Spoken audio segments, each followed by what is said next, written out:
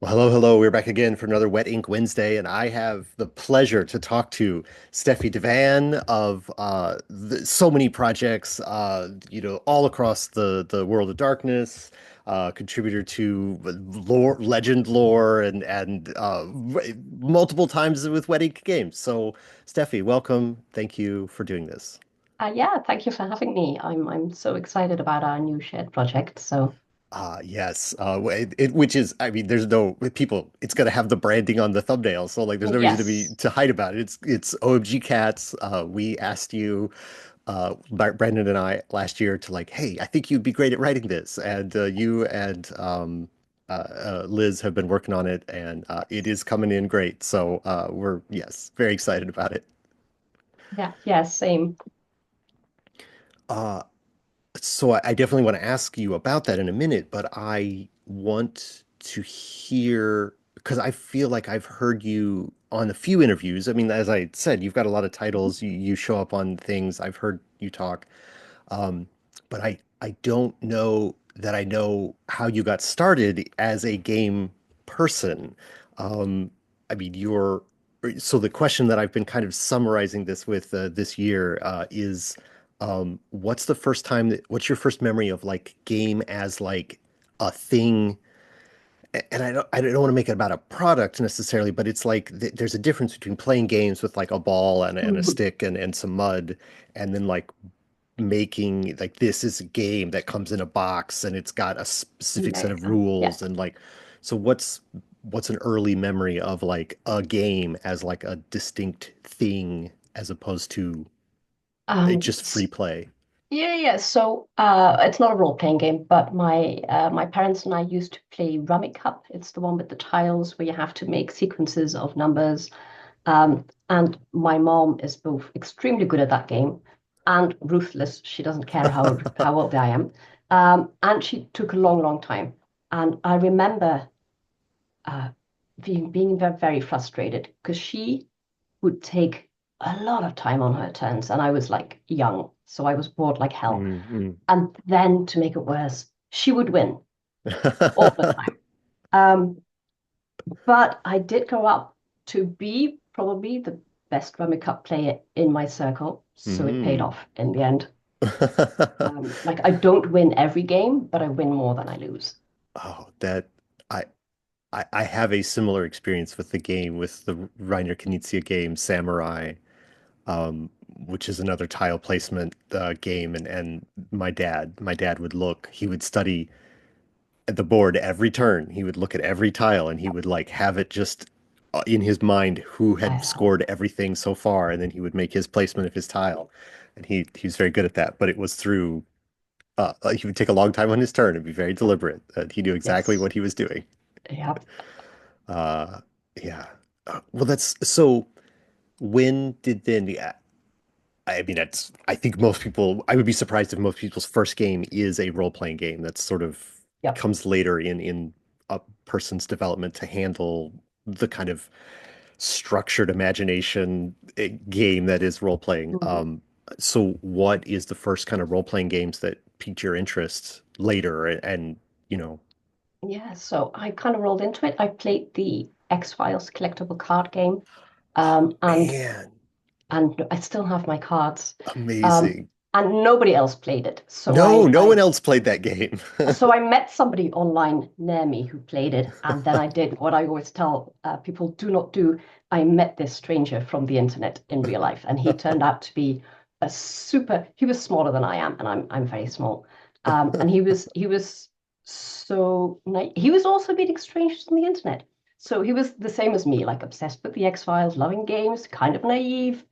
Um, and he had a role-playing group. And back then, I think my very first game was Ravenloft. Hmm. He persuaded me to join his ongoing game. So I met this room full of strangers. They didn't know me. I didn't know them. We played a game. Everybody died. I think I survived, but I was heavily scarred. Somebody else was turned into a tree. Most people just straight up died. It was gruesome. And then we moved on to a Dragonlance game, and that sparked my passion. I love Dragonlance Hmm. so much forever. And that's when I really got into it. And then from Dragonlance, we moved on to Vampire the Masquerade. Um, and then basically every time somebody suggests let's play a role-playing game, I'm like, yes, I'm in. Uh, Hmm. with the TPK and Ravenloft. Amazing.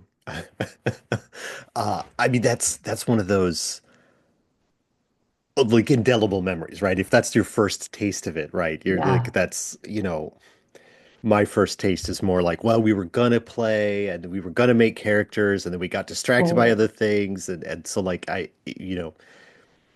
it's which is fine because obviously it still took yes, an interest. I was still something interested in, but it is sort of a different to have like a we went up somebody ended up as a tree and everyone else died is such a memory to start with. yeah, That's and yeah. it's like so how is that the kind of how much does that play into like your design work then with like trying to kind of make a game where that kind of stuff can happen? Do you actively think about that when you're creating worlds or creating designs Oh, or whatever? yeah, Um, that is a good question. I do love horror games. That's kind of my bread and butter. I'll write a lot of things, but sometimes people, I write a lot with Liz. Obviously, she's my design partner forever, and she will sometimes pull me back. She's like, Steffi, this is a child's game. We cannot have goblins murdering children and wearing their skins. That's not yeah, suitable. okay. Like, okay, well, can Yeah. they scare the children by standing in the corner of the room? Yes, they can scare the children. So I love writing horror games, and sometimes I go overboard, but I do because I don't know if my character survived because I was lucky or clever, Mm, or sometimes you just get a good roll and you make it out, uh, sure. or if the or if the DM took it easy because it was my first game and he was like, she's never going to come back on. Um, but it did inform me in the sense that I try to be mindful of consent and to be like, Mm, bad things can happen to characters and that can be amazing, but bad things should not happen to players. If you don't like being turned into a tree, then the storyteller should probably take that off the board as a potential hmm fate for you. hmm So it's a consent-based horror. Yeah. And safety tools are such a thing in games Yeah. now. Like most games have them Yep. or reference out to the TTRPG safety toolkit Yes. .org, I think is what it is. Yep. Um, uh, uh, but I imagine that the games that you're describing starting playing, that was sort of not conceived of. It certainly Absolutely wasn't in not. the rule books. No, Um, no, nobody cared.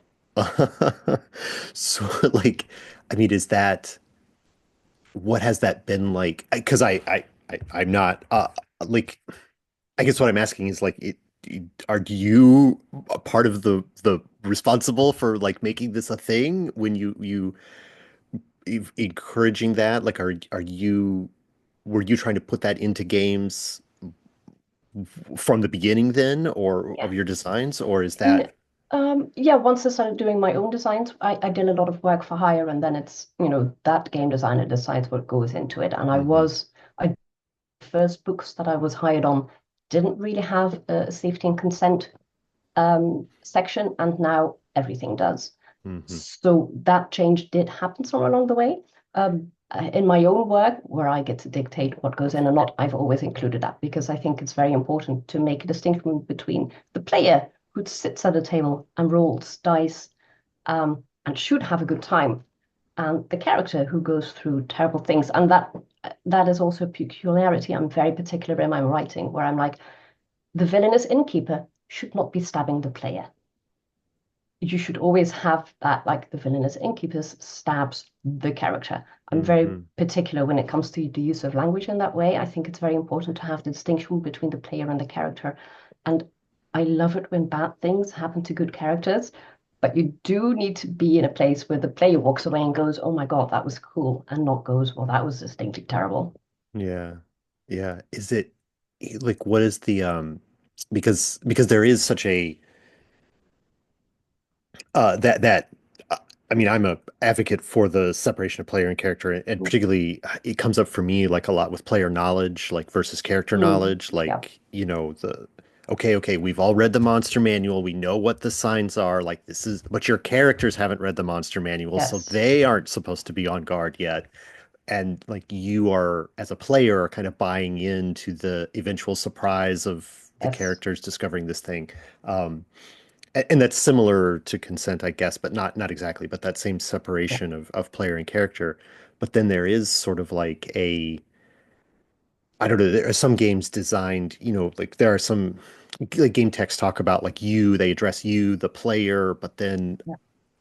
in the character creation section, and this is the way Wet Ink tends to do the games because I'm Yeah. always massaging the text or Mhm. whatever. Like the you stops being the player and starts being the character. You're Yeah. going to go on this adventure and you're going to equip yourself with this stuff Yeah. because you do kind of want some of that like immersion, Yeah, buy-in, absolutely. Yes. but then but it becomes it's both and, right? I guess books are trying, or the role-playing game design is trying to do both at the same time, Yeah. which is Yeah, kind of a exactly. challenge. Yes. Um, Yeah, and then in the story, in the GM section, the you should be the DM.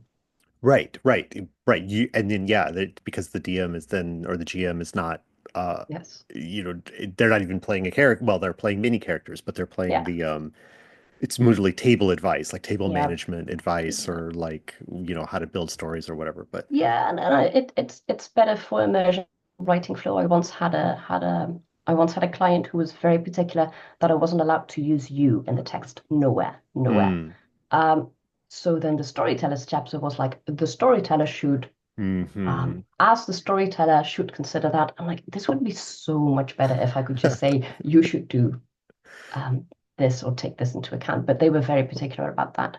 Yeah, I mean, that's fine, obviously. That's part of work for hire is people tell me what they want me to write, and I will write that. But in sure. my own texts, I do use you a lot because I like it. Yeah. It's so what are some of the I mean, we're kind of in the like history of Steffi phase of the Yeah. interview. So like what are some of the other I mean, I mentioned Onyx Path and Yes. you've talked about other things. What are some of the like sort of the biggest projects that you've gotten to work on, like that kind of take that have the most layers of approvals and people telling you what the style Oh guide yeah. is and stuff like that. What are that you've been excited to work on? I mean, well, I did because I started with Onyx Path. That was my very first client, and I still work for them. They're amazing. They make so many games. But there was a point where Onyx Path wrote the World of Darkness books, but the IP was owned by the people who made Eve Online back then. I forgot what Oh company that my. is. And then it transferred into New White Wolf and then to Paradox Games. But anytime you have company A holding the license and company B writing the books, you've got this extra level of approvals that you have to go through, Yeah. um, which is fine. I mean, but it does make things slower. So I remember writing on Beckett's Jihad Diary, which was this it's like the text that takes us from 320, the 20th edition, anniversary edition of Empire, to the 50th edition. It kind of crosses um, that gap between, because the anniversary edition was the old setting for the most part. It was static. We didn't move the setting around because I don't think we had permission to. And then in Beckett's Diary, they were like, okay, move us into the now, into this century. And then V5 obviously is definitely the now, and the Beckett's Diary sits in between. But I remember that a lot of us were fans of the Bloodlines game, and we really wanted to put Bloodlines in there. But we weren't allowed because it was very tricky with IP wise. And if you read Beckett's Diary carefully, you will absolutely find references to Nines Rodriguez and Damsel in there, but we weren't allowed to call them by name. And Yeah. then I got hired to write a section on the V5 Anarchs book. And I was immediately like, can I use Damsel? Can I just write Damsel and use her name? And they were like, yes, you can. So I was like, awesome, yes. Because I spent an entire book hiding her in the margins. And so then do you get to like also then reference stuff that was in that book? So then it's kind of like snuck in as canon into the new version because you referenced it in the old, like as referenced previously in this other manuscript. Like, Yeah, well, V5 is obviously if it's not in V5, it's not canon. mm, But I do know I don't think I'm the only one who kind of views the Beckett's Diary as a transition from one to the other. I think you can absolutely use Beckett's Diary in your V5 game and you'll do fabulously. But obviously, that is not the official stance. And if it's not in a V5 book, it doesn't count. And there are definitely places where where they had the same material that we did, and they went in a completely different situation. And then if you would want to run a V5 game, you should use their material, which is also very, very good. And I say that as somebody who's completely prejudiced towards Becca's Geodiary. Yeah, the whole, all of the World of Darkness, Chronicles of Darkness, Vampire, all of that kind of all passed me by. I missed all of that. But I do hear good things about the newest versions that are Yeah, Renegade. It's Renegade, right? They're yeah, doing Renegade is this. probably part of yeah. Yeah, So the Paradox is still holding the IP, and Renegade is currently writing the books yeah, and doing an amazing job at that. yeah. Like I said, that's what I hear from people who are way more into it than I am. Yes, I'm aware that it exists, and I did play Werewolf the Apocalypse for one campaign, one brief yes. campaign. But that's the end of my experience. So talking about these big projects, I obviously I want to ask you about working on smaller stuff too, like your own stuff, the stuff you've done with Angry Hamster, with Mhm. Liz, the other. I didn't look at your. Do you have an itch.io page? Is there stuff that's truly just you putting stuff out? But like whether the scale is so different. It's sort of, I think, must exercise different muscles in your creative process to work on like big projects on teams of people with Yeah. like legacy properties, as opposed to, ah, yeah, I made this thing and it's a one book Yeah. and it's 50 pages and its own game design and its own thing. Like it, what are some of the big differences you see between like the, Mhm. or don't you see I mean, differences? no, no. I mean, the biggest difference is the freedom, which is both good and bad. Mm, But if you're on a big project, then you usually get an outline that you have to follow, and you have a lot of different people working on the outline, and everybody's writing their own section. And even if I'm the developer, I will set up the outline, but I will leave a lot of room for writer input because if I knew exactly what I wanted to go into that section, I would just write it myself. But I want to see what somebody else does with it. So I'll put down like bullet points on things they have to touch on, and then I let them write it, and then you massage everything into a big book.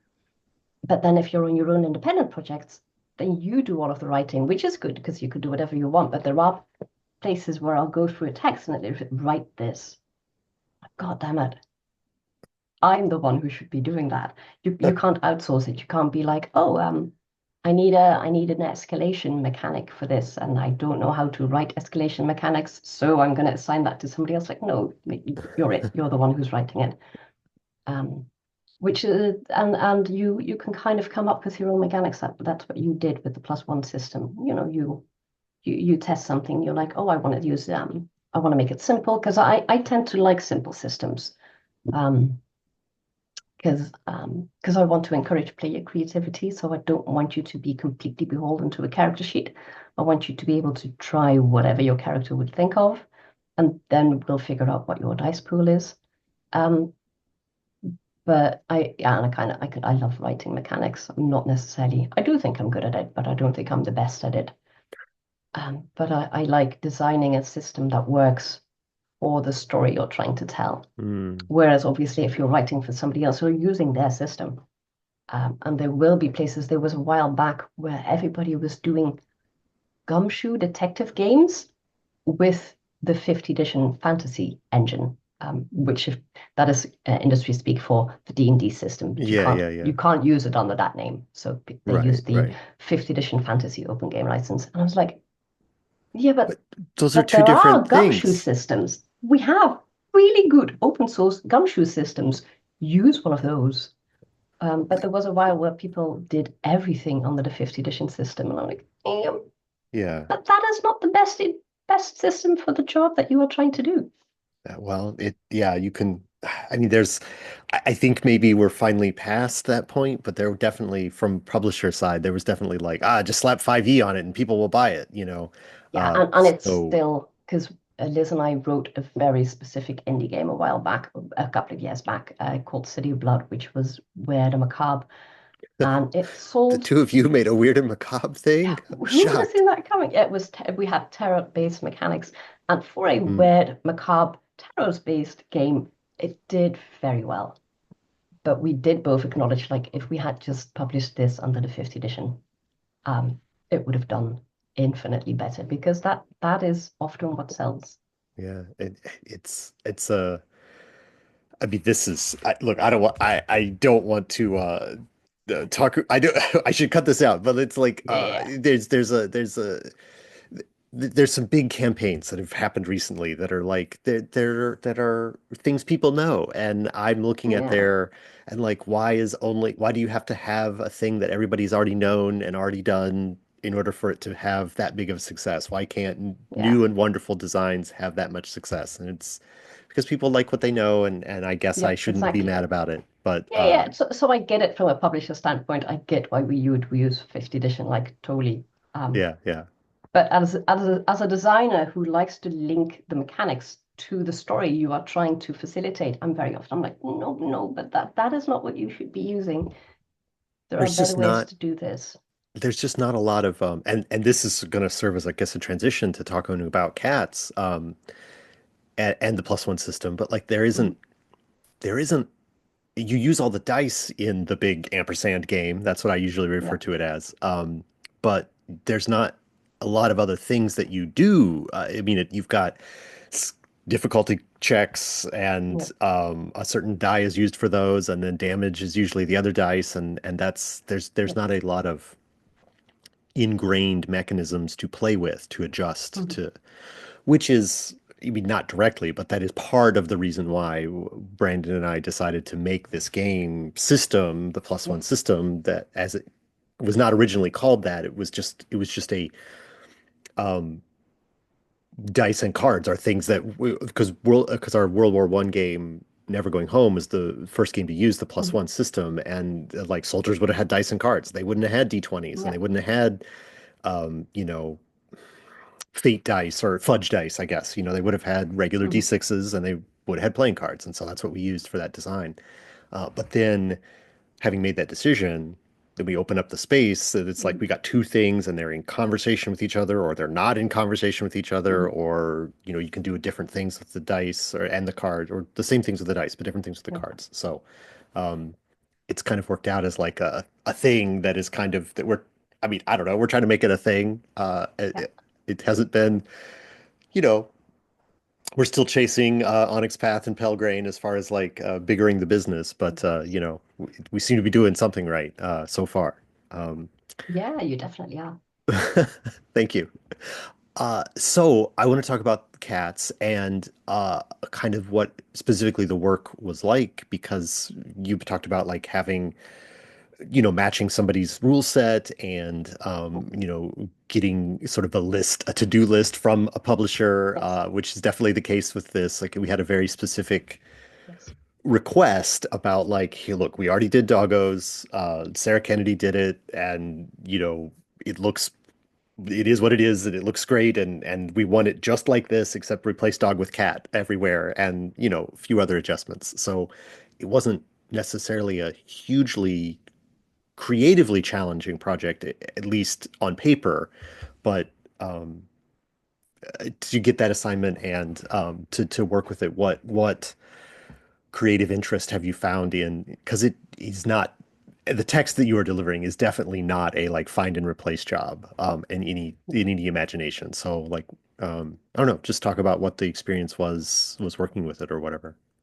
So it did help that I did a couple of other plus one games for you guys. I did Hmm. Never Going Home. I did the Raccoon game. So Uh-huh. so I knew how the system worked, but we did want it to be uniquely suited to cats. So for example, we changed the four suits to we ended up with friendly is your purr suit, and then intimidation is your hiss suit, and then being quick is zooms.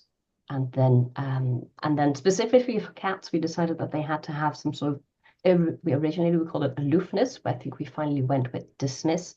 But that thing that cats do where they just don't acknowledge that you exist. And they're also very surprised if you acknowledge that they exist. They're like, but I was invisible. Uh-huh. You weren't really cat. you were just ignoring me. But yeah, so we worked that in. Because I have cats and Liz grew up with cats, so we were able to all those weird characteristics that make cats uniquely cat-like. We work those into the system, which helps a lot. And then we wrote the settings chapter, um, which again we kept the mechanics largely neutral. But then in the settings chapter, we went all out cat. So we keep describing them as like God's gift to humanity, the greatest animal that ever lived, benignly ruling over like the poor doggos who never know what the doggos are constantly confused and very dumb. But fortunately, the kind cats, in all their wisdom and mercy, are willing to look over them. And of course, the cats domesticated themselves, and now they live with this weird no tail, which is how they call humans, that they have to take care of because this poor no-tail doesn't have claws and he can't catch anything. He can't even see in the dark. It's so terrible for them. But again, the wise and benign cat. So we just went all out with cats being the most amazing creatures in the world, like how cats would describe themselves in a chapter. Yeah, Um, and we it's absolutely perfect. want, It's perfect. yeah, we absolutely want people to read that and do know that, yes, I love cats. I do think they're the greatest animals on earth. But I also want people to read that and go like, yeah, that is exactly what a cat would say about itself. Right. And it's fine if you, as the reader, go like, they're kind of full of themselves. Yes, they are. But wouldn't you be if you were amazing? If you had claws and uh could noodle your way through obstacles and climb Yeah. trees and just see in the dark and all that stuff that cats do. Yeah, they're like the animal version of Mary Poppins. They're like practically perfect in every way. And they're not shy about saying that they are practically perfect in every way. Yeah, that's that. Oh, I mean, that's a whole other realm then almost of like that sort of like, oh yeah, like Mary Poppins, cats as Mary Poppins, as like aware of their own magnificence, Yes. truly magnificent and also aware of it and like not shy about it. Like cats have no Yes. imposter syndrome. Absolutely not. Cats are Like, like, yeah. yeah, I'm great. I'm gonna lick my paws, you know. Yeah. Yeah, and Bert the chimney sweeper is definitely a dog. Yeah. No, but there's this saying that cats will always walk into a room looking to either fuck things up or eat something. Mm. And I do think that is an amazing aura to have if you just walk in there. Right. More cat energy is Yeah. we walk into every room the Yes. like you're a cat that lives here or Yeah, something. exactly. Yeah. That's a strong thing. Um, all right, so I want to ask a little bit more about some of the other details. Like we've talked about the sort of the way that if for those if you're watching this video and you are not familiar with Heckin' Good Doggos, um, it is the basic mechanic idea is okay. So I should back up even further. Plus one Mm. game, we have dice and cards. D6s are for skill rolls, and then the cards do something different in every game. So there's something unique. In Heckin' Godagos, there were no combat skills. Combat is or skills are for things that are not alive. And then if you're in conflict with something that is alive, that's when you use your cards and the four solutions Yeah. that dogs can approach things with. And Steffi talked about the four ways that cats approach things. So that all is how cats OMG Cats works. Is it's the same dice rolling system that every plus one game has, and then the four card suits are the four ways that cats can solve their problems by hissing, dismissing, zooming, or charming. Which it's very simple. This is supposed to be an all ages style game. So you have your hand of cards. You're like, oh, well, I have a bunch of diamonds, so I think we can just hiss at this thing and maybe put out our claws and that'll resolve the conflict because it'll back away. We'll show that we're tougher, Or you have the hearts in your hand and you're like, oh, we're going to be friendly and that's so I've explained very loosely the game. Yes. Um, and so there's some other details that have come in that are very catty, like the stargazing rules Yes. and the colony sort of idea adjusted from I mean, inspired by the neighborhood rules that are in Doggos, but it's there's some other things that are very cat-like. And I don't know if you wanted to say anything about some of Yeah. those little details about, especially the stargazing, which is sort of Yes. a, um, I mean, I like it because it is sort of that otherworldly. Cats aren't Yes. really Yes. here all the time. They're off in their own world in a little bit, but then, I don't know, like why, yeah, just talk about what the stargazing mechanic Yeah. is and the purpose that it serves in sort of your mind is for Yeah. storytelling reasons. Yeah. So it began, the inspiration was because cats have always been linked to the occult world. They were worshipped as divine in Egypt and then later persecuted as witches familiars in Europe. But humans have always acknowledged that cats are not really belonging to this world, and you found that in all fiction. Shauna Maguire, at her Toby Day books, she writes the kings of cats and the court of cats who are not beholden to anyone. I think Shakespeare said, "A cat may look at a king." Hmm. So cats don't adhere to the normal rules or the normal etiquette. And we wanted to put that into the game. So we very early on said that cats can always see the unseen. It doesn't require a special skill or a special check. They might lack the knowledge to know that the pale woman on the corner of the street is a vampire, but they do know that she is not a human and that she is dangerous and that they need to get rid of her. Um, and we even we seeded the ideas in there that they could be witches familiars. um, so we didn't, it's not an occult game, it's still a game about house cats largely and some feral cat colonies, but we did want to put those seeds in there that cats can see the unseen and they can manipulate it. So every cat has this inborn ability to look at the stars and to read destiny in the stars. And to manipulate it. And this is what tells them that they need to go to a certain place to find a no-tail in need of adoption, um, or that they need to, or that they can figure out how to fix that your no-tail's boss is very mean to her, and that you can figure out in stars what the boss's weakness is and how you should persuade her to like your no-tail better, or just get rid of her, like whatever you want to do. And we figured that all cats should have that ability. So we do have a cat role, which is the stargazer, who is actually trained in that. They're good at it. They can do it reliably. But we wrote a stargazing system that allows every cat to give it a go. Your results might not be optimal, and what you can do is probably very limited unless you're a stargazer. But every cat should be able to look at the stars and go, "Oh, I think I might have an inkling." Um, so you can use any skill for it as long as the narrator is on board. Hmm. And then the difficulty should be set on both how difficult the task is and also if you are trained to do this, because there is a lineage of stargazers teaching it to other stargazers.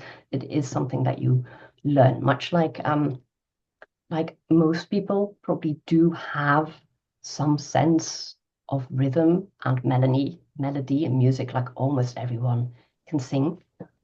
But if you want to seriously carry a tune or play an instrument, or be, somebody who should be singing outside of their shower, then you probably want to take classes, and that's what stargazing is like. Every cat Mhm. is born with it, but if you want to be good at it, you will have to buckle down. As you were just talking, I was thinking about Richard Adams' The Watership Down book, Mhm. has a rabbit in it that is sort of has visions and that serves as a plot point in that story, like um, at least a couple points, that there is this within the group, there's this one person who is better at it, and warns the rest of the rabbits, and that's what they start off Yeah. to leave their original Yes. thing. So I mean, this is it. They leave their original home to go find a new home because they know their old home is going to get destroyed because of the psychic visions of Hmm. the one Yeah. person in the colony who, or the Yeah. Warren, who does that. Um, and so it's not necessarily the inspiration for that, but Yeah. it is a similar storytelling part of that. Yes. Yeah. And in this case, the cat has to seek it out. Like the stars usually, unless you're a stargazer, in which case the GM absolutely has permission to bother you with visions. But unless you're Mm, a stargazer, or planning to. If the player says, "Hey, I would like to be a stargazer, could we write some visions in for me?" And then I'll go find a teacher. But other than Yeah. that, cats have to seek it out. And we even wrote in that the stars are, well, I wouldn't say that they're sentient in the way that humans could understand, but the stars have a sense of etiquette, and they don't Mm. appreciate it if the cats keep calling on them for stupid, silly things. So you can't keep using them as a get out of jail free card, like, Yeah, because at one yeah, point the stars are going to be like, no, solve your own problem. I'm a celestial entity. yeah. Why are you calling on me for this? Well, and I like you'd mentioned etiquette, and I like that that's sort of a theme in the book is that cats are sort of respectful, and there's sort of like that sort of it's sort of a classic fairy tale kind of way. The sort of dangerous hospitality is sort of under the surface, right? It's like, yes, yes, yes, we're enemies, and I am going to kill you if we meet in other circumstances. But right now, right here, like, we could both sit here and talk to each other because, like, Yes. there's it's not as explicit as that, like the rules of hospitality in Fae stories and Yeah. stuff like that. But it's, I think, something that you also put in there about like there's sort of um, a an element of that about like respectful behavior of cats Yeah. to other cats and stuff like that, which I think is an interesting twist on, you know, for a funny animal book. I think it adds a lot of Mm. adds a bit of depth. I think it's pretty good. Yeah, we had the cats. There's a taboo on cats killing other cats. It's a family game. If you're killing the other cats, something probably already went wrong. So it's not like we're Yeah. writing anything that would be odd for the setting, but we did want to explicitly say that like, and um and it's partially survival instinct, because if you go into a fight to the death with somebody, you're never going to be entirely sure which of you is going to die, so it's just a bad idea. But it's Mhm. also it's bad form to try to kill somebody. That's just not how things are done. That's just bad etiquette. It's just rude. It's It's rude. rude to try to Don't murder do someone. that. Absolutely, it's so rude. Don't do that. So yeah, it's a combination of the two. Like it's part survival and it's part like social etiquette. Like you can't just go around killing other cats. That would be rude. One of the other things, again, following with the model set forth by Heck and Doggos, where we had a lot of what we called micro settings. So, like the normal games of cats will take place in, you know, 20th, first century Yes. urban environments, maybe out into the suburbs and stuff like that. You could have rural scenes as like a for variety, but like it's pretty much assumed that that is the setting. But then these micro settings are like, okay, but what if it was totally different than that? Yeah. And so there's a sci-fi one, there's a fantasy one that Liz is working on, and I wanted to ask you specifically about. I mean, you can talk about the Cold Stars one Mhm. if you want, because I think that's seems like that one is close to Yeah. you, but Yeah. I Yeah. was curious more about because I mean I do want you to talk about that one, but the Mhm. one that I am more personally curious about is to hear about the Venus one. Yeah. Um, so just like why that of all the things that could be, why Venus, Yeah. right? Like Uh, and in yeah. particular that sort of 20th century sci-fi version of Yeah. Venus. It's because the earliest sci-fi novels that I read were like these pulp novels way back Mm, then. Because seriously, people used to believe that Venus, because it looks green, it was this sort of luscious jungle, and then later we sent something there, and we figured out that it's not. It's just incredibly toxic, and it has a gravity so bad that you would just die before you reach the surface. But there used to be a lot of novels and comic books where Venus was depicted at this huge jungle inhabited by giants, compared to us. Because so compared to their jungle, they would be regular sized people, but because the jungle was so big, they would be giants compared to us. Um, so I went with that because I used to love that sort of pulp science fiction book, and I was like, yeah, we should have cats on Venus. There's a very small tie-in that there is a reference where you can, if you read carefully, where they might have um, come from Earth originally and mm. gone to Venus, or maybe they were originally on Venus, and they went to Earth. There is this line about them being kin. Um, and then so we wrote them to be larger than normal cats, but again, their environment is larger, so it doesn't, unless they were to travel to Earth. to their environment. They are regular sized cats. And I wanted to give them these pulp sci-fi powers where they can control the elements and they have wings. I did want all of it to be physical. I mean, there is a touch of magic in there because they are cats, but I didn't want it to be like laser beams shooting from your eyes. The But Laser they, Kittens is another game. yeah, that is a cute game, but that's not what I wanted to write. So I did, but I gave them wings and like toxic breath and things like that. And then I put them in a world where there are, again, giants who built ziggurats, who are I guess, the humans of Venus, that they stay far away from, because unlike our standard setting, we assume that the cats are domesticated and that there's at least one, even if it's a feral colony, there's at least one human who comes around to feed them and take care of any sick cats. But these cats are completely feral, so they have their own thing going on and they have to fight the threats of Venus, which includes things like mercury lakes. And the funny thing is, because you can't, Venus has a lot of clouds, and I wanted to keep that so they can't see the stars. So they can't stargaze, and Mm. instead they do things like leaf gazing or water gazing, and they have their own ways to kind of read fate because they can't see the stars anymore. Mm. Yeah, it is surprising how many of those sci-fi stories are like that. The jungles and all of that. So it is such an interesting thing to pick up on. It's so Yeah, specific in some ways that like obviously just about every I mean I can think of a Bradbury story and I know yeah, Edgar Rice Burroughs did one and I'm yeah, sure Andre Norton did a Venus adventure story too because I mean um, but I love that giving a project over to other people and like you said earlier, like I could write this myself, but like if you give it over to other people and they do it, then you'll be surprised by what they write.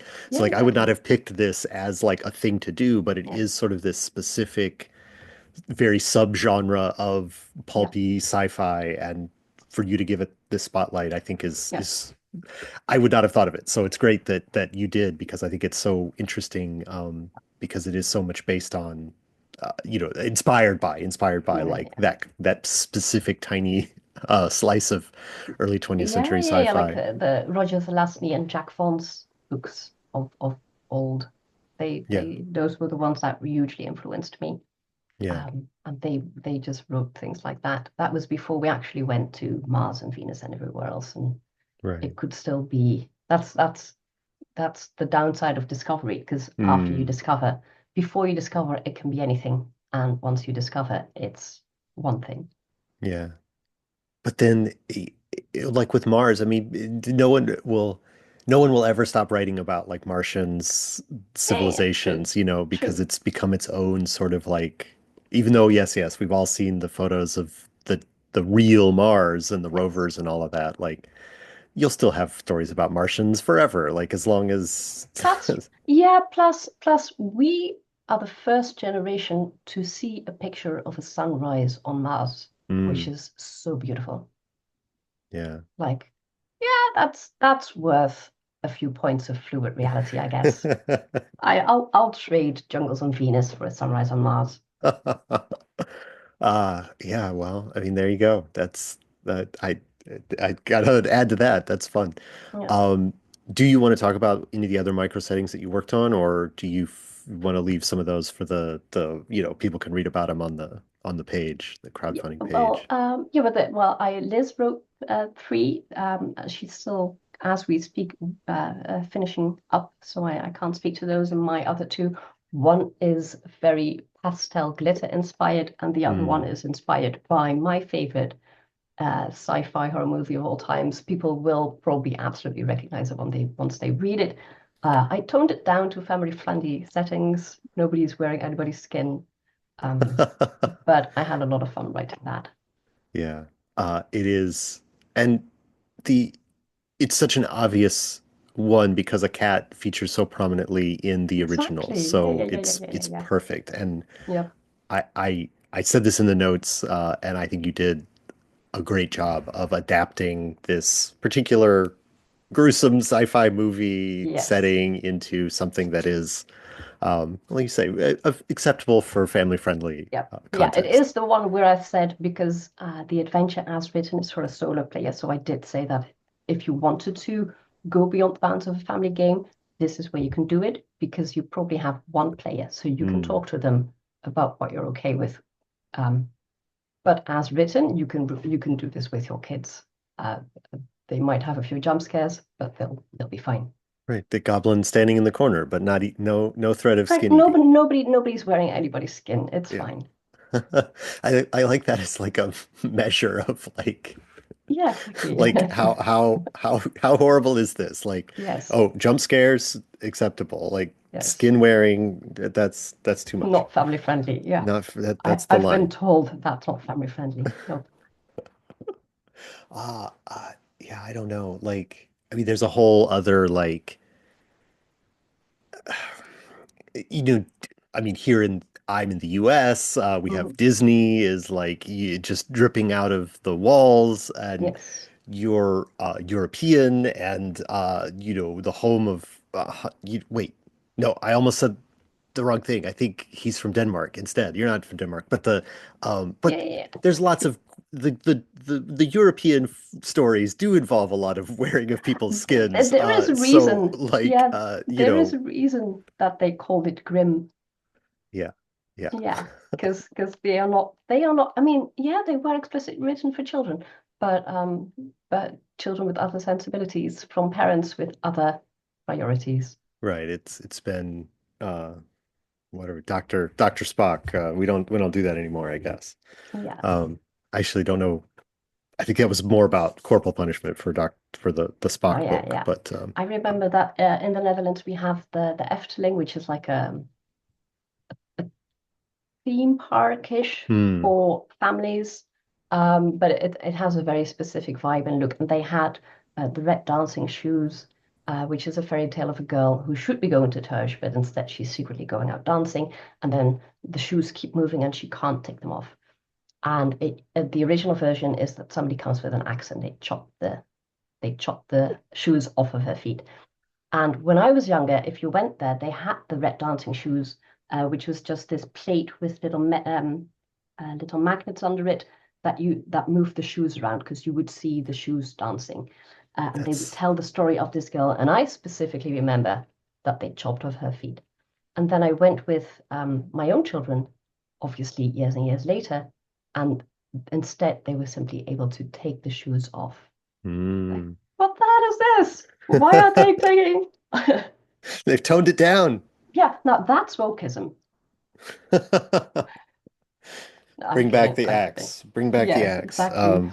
But it was probably more family friendly because I do remember being absolutely horrified by the idea. And also, let's face it, it's very patriarchal and Hmm. misogynistic to go like, oh, this ditzy girl went dancing, so I guess we should chop off her feet. Like, why? Why can't she go dancing? Right. What's wrong with her not wanting to go to church? Why is God being such an asshole about this? Uh, yeah, these are But yeah, questions for the ages, Steffi. but Questions for the age. all of these original fairy tales ended terribly for Hmm. everybody involved. Uh, well, so we're yes, and we are continuing.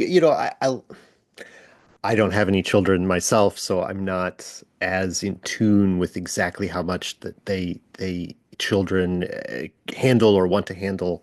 Um, but I think there is sort of a newer push to like give children a little bit more darkness, Yep. than there was maybe when 15 years ago, maybe. Yeah, that's Things true. things are a, because it's like the immune system thing. Like this is a hyperbolic comparison. But like Yep. if you never experience any dirt in your life, then you won't have any immunity to Yep. anything. So like the hyper clean and hyper safe sort of environments that existed Yep. years ago are being, kids are on like getting hurt on playgrounds again, Yes. and things like that are there's a movement for that. It's not Yes. universal, but it is sort of more the recognition of like letting kids encounter things and kind of pace themselves into their own move their physical bodies and on the Yep. playground, and also their Yep. their how much nastiness they could experience in the world.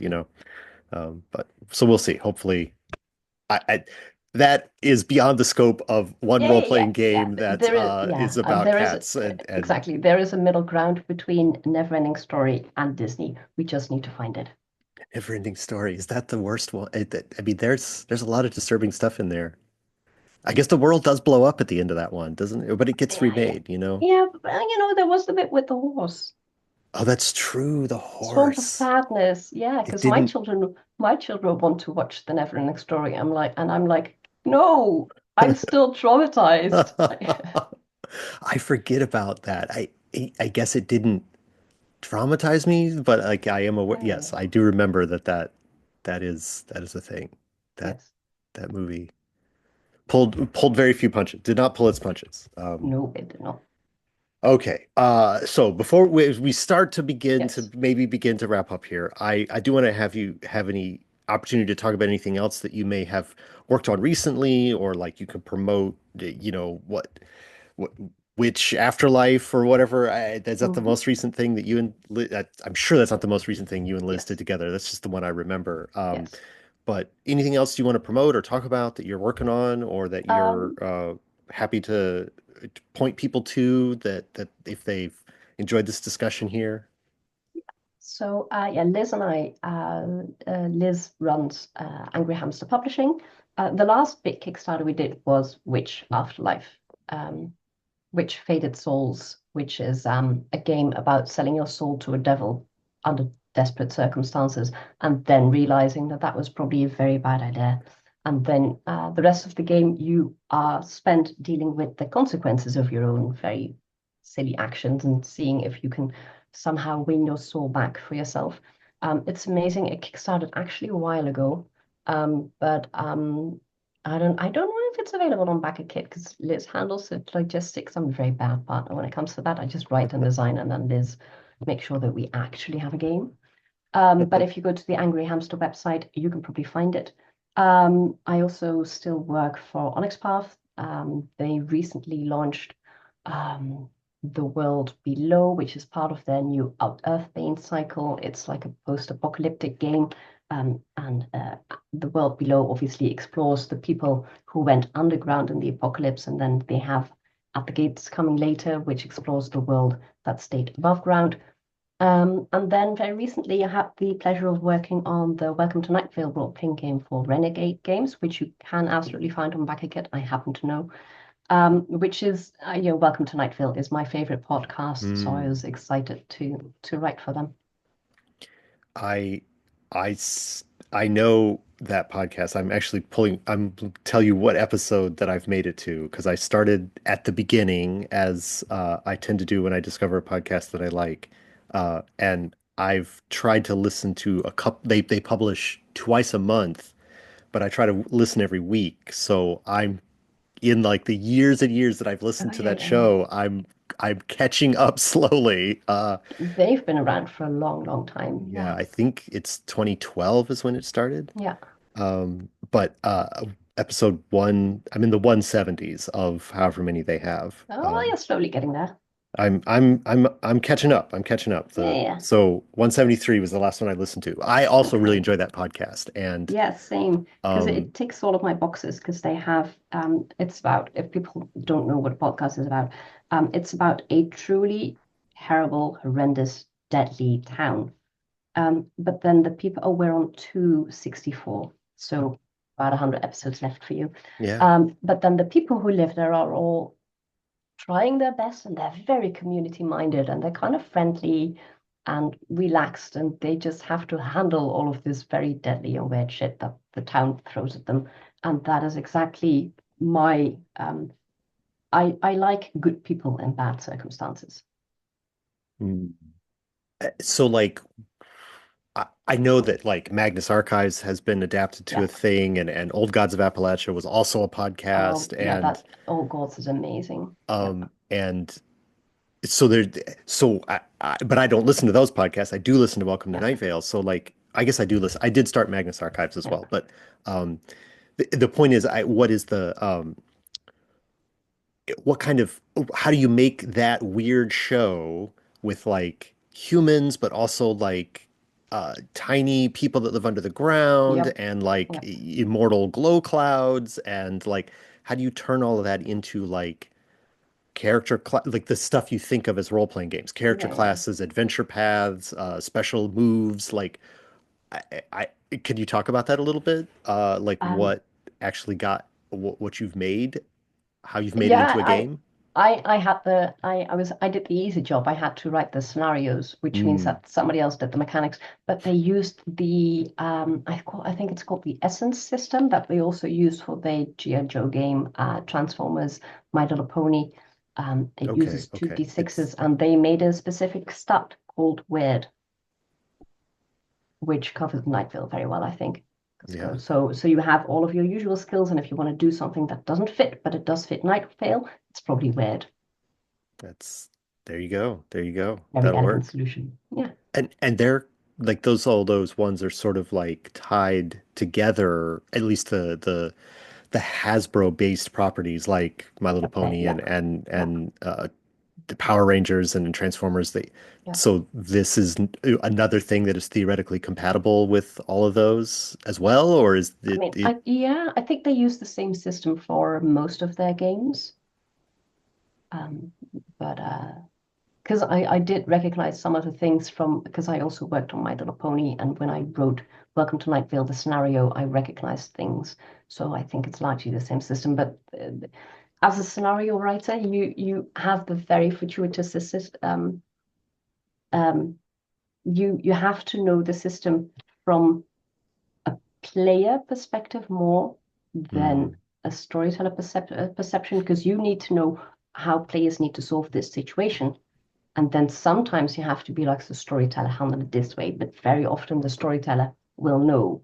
Like if so, for example, if I write a scenario for you guys, I have to be like, you have to roll this skill, and this is your target difficulty, and then your GM will know how to resolve that, mm, yeah, which uh, which makes it not necessarily because scenario writing comes with its own set of pitfalls, um, but I'm good at those pitfalls, so yeah, yeah. I that is the the more people who write scenarios for my game system, then the less good I seem at writing my own scenarios. um, So yeah, that's something that I need to get some of those books on how to write good scenarios or read some of those yeah, blogs that are about it. it's a very specific skill set because you need to tread the line between what if your players just don't do this? Mm, But at the same time you have to be able to pull back and go, yeah, but I can't account for everything. I'm assuming that the players bought in yeah. and they want to solve this problem. And if they go off the rails completely, my friends of mine did a Call of Cthulhu scenario once where after one session, one of the characters very rightfully said, I'm going home, I'm taking a bath, I'm getting drunk, and that's it. I'm never coming back. Which, yeah, that works for a character, but that does basically end the adventure. Right. So at some point you have to say, yeah, but if they do this, then you're so completely off the rails that I can't help you. But you Right. also can't assume like, oh, they did that, so now they discover, oh, what if they don't do that? Now what? Yeah, that balance is I mean, Yeah, and I like what you said, like the buy-in, like if they bought into the adventure, like, oh, yeah, this will be fun to investigate this, and then they go and investigate it, like they're kind of, it is sort of like I don't know, it's like, going to see a play or whatever, like yeah, yeah, you're realizing that that these are people on a stage, right, that are yes, performing a thing, and so if you go and then you sit in the lobby the whole time, you won't see the play. yeah, exactly. Like, yeah, yeah. My biggest scenario writing tip is always don't put the next step behind a roll. If you Mm, need them to find a letter or a book or spot the man in the alley, just tell them that they yeah. do. Don't make them roll for it because what are you going to do if they miss? Right, right. I mean, that's the whole gumshoe system. You were talking about gumshoe Yeah, earlier. Like that's yeah, literally the gumshoe system yeah, is like exactly. all the clues are automatic because you're investigating a mystery. So, Yeah, exactly. uh, Yeah. the role becomes more like, can you get extra information or can you Yep, avoid exactly. Yeah, yeah. getting injured in discovering what you're discovering, Yep, Yeah. But you're going to discover it. You just might also get knocked around. exactly. Yep, Um, yep. But never, never put the next step behind a role. no, that's a good, good advice. Yes. All right, Steffi. Is there any place if people want to hear more tidbits of wisdom from you or see more of what you've done, where can you be found on the internet if people want to see? Yeah, I currently hang out on Blue Sky, just as Steffi de Vaan. You can find me, and then I've got a link tree in my bio that will take you to everywhere else. But that is the easiest way to get in touch. All right, I will put that in the description of this video. Writing down my notes Perfect. for Yes. the video description later. Hmm. So that'll be linked there, and you can go find it there. Steffi, I want to thank you so much for your time today to talk to me about your work and your thoughts about games, Yeah, and we absolutely. went down a few little cat trails, and here we are. So.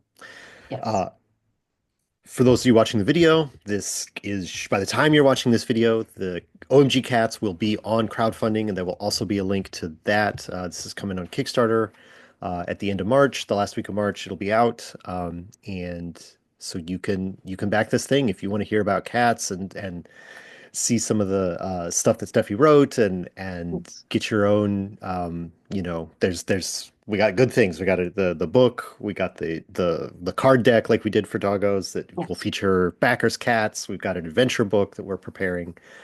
So it's a whole package Yeah, and absolutely.